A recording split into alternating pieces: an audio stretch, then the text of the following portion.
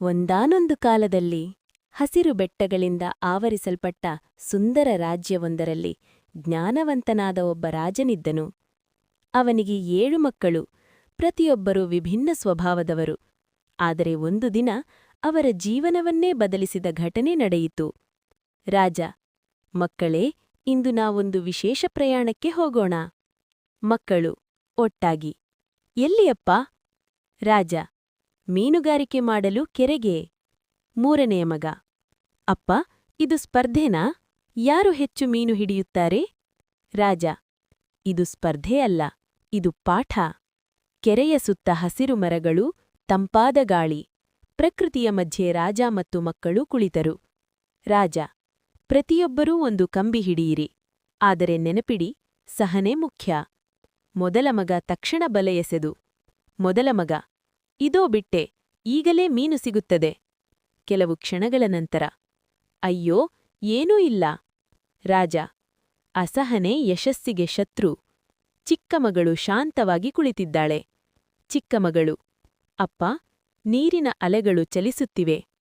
ಅಚಾನಕ್ ಚಿಕ್ಕ ಮಗಳ ಕಂಬಿ ಚಲಿಸುತ್ತದೆ. ಮಗಳು: ಅಪ್ಪ, ಏನೋ ಸಿಕ್ಕಿದೆ. ಅವಳು ನಿಧಾನವಾಗಿ ಎಳೆಯುತ್ತಾಳೆ.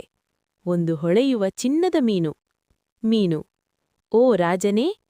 ಮಕ್ಕಳು: ಅಯ್ಯೋ, ಮೀನು ಮಾತಾಡುತ್ತಿದೆ. ರಾಜ: ನೀನು ಯಾರು? ಮೀನು: ನಾನು ಈ ಕೆರೆಯ ರಕ್ಷಕ.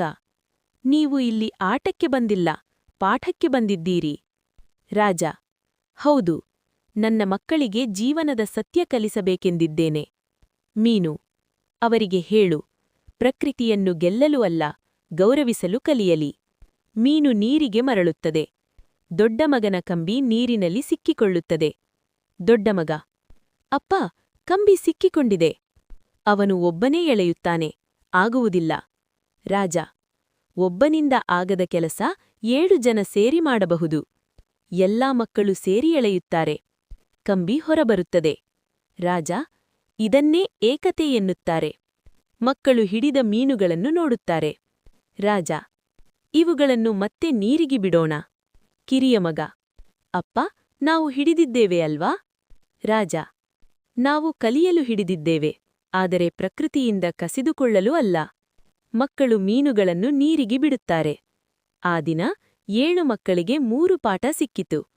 ಸಹನೆ ಯಶಸ್ಸಿನ ಕೀಲಿ. ಏಕತೆ ಶಕ್ತಿ. ಪ್ರಕೃತಿಗೆ ಗೌರವ ಜೀವನದ ಧರ್ಮ.